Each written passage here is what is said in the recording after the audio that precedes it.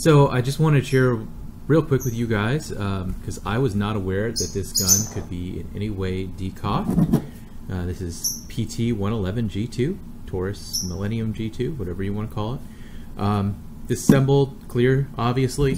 So this gun has functionally a single action and a double action mode. I'm going to call these sears. Don't mind my bird who occasionally gets really upset with me talking.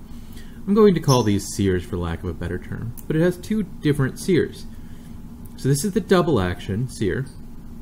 So when you're squeezing this, grabs that striker face and it pulls it back against the spring. This is the single action sear that remains in the same place, stationary as far as back to forward goes. So it doesn't cock the striker. Let me see if I can get my camera to calm down there a little bit. But what happens with both of these, the double action that pulls it back, and single action here, it's kind of hard to see, I apologize. What happens is the double action pulls it back and the single action sits in the same spot, but they both, when they're fired, they drop down. See right there. So they kind of fire at the same time. That's how they work. If the gun cycles, it lands on the single action sear. And if it misses, for instance, if it needs to restrike on a light primer strike, so if the trigger was pulled without the gun cycling, it would land on the double action, then you could pull it again to restrike.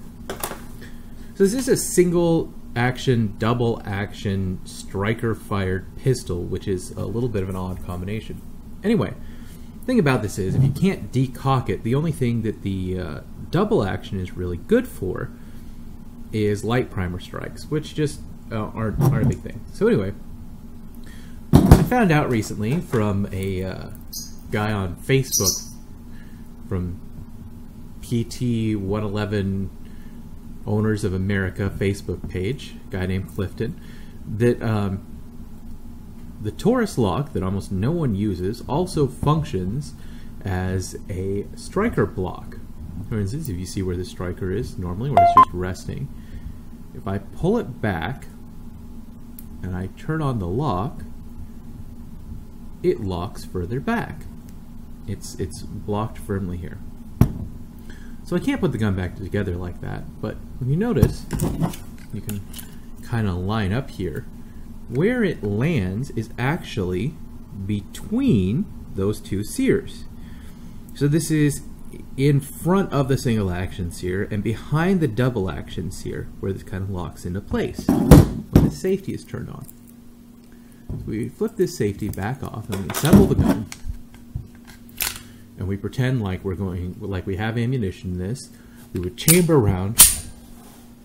And at this point, the gun is in single action mode. And you normally can't get it out of single action mode because when chambering around cocks it, it's sitting back on the single action sear. The only way to uncock it is to fire the trigger, and of course that would make the gun go bang, and so we haven't decocked it, we've just fired it. So the interesting point about this is at this point, you can lock this gun with a little key, make sure it's all the way locked, and then you could point this in a safe direction to make sure if it does somehow accidentally fire that it's not going to injure anything. We'll point this in a safe direction and pull the trigger. Now listen as it slips off the single action sear. There, it's off the single action sear at this point. So the striker face is between the single action and the double action sear. Get this really light trigger because it's not really interacting with the striker. So now, here's the interesting part. Let me see if I can get this. Well, if I put a little bit of pressure on the trigger, not much, just to demonstrate, but when I take off the lock, trigger pops forward. You want to make sure it's all the way off. The trigger pops forward because now the striker is sitting up against the double action sear. So at this point, we have a decocked gun. You notice when I pull this, it's got the very firm double action because it's actually trying to cock the gun. So at this point, we can carry it like this. We could leave the safety on or safety off and just rely on the DA functionality of it.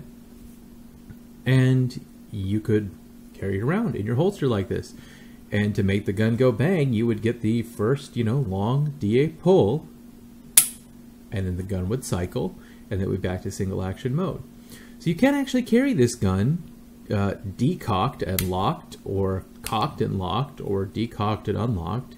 So it kind of gives you another carry option. If you want to be super safe, you could carry it decocked and locked. So then you would just flip off the safety, pull the long firm decocking stroke, and then go. So just wanted to make a quick video about that because I thought it was very interesting. I've read a lot about this gun and didn't realize that was a possibility. So thank you guys very much for watching, and hope you get some use out of this video. See you next time. Bye.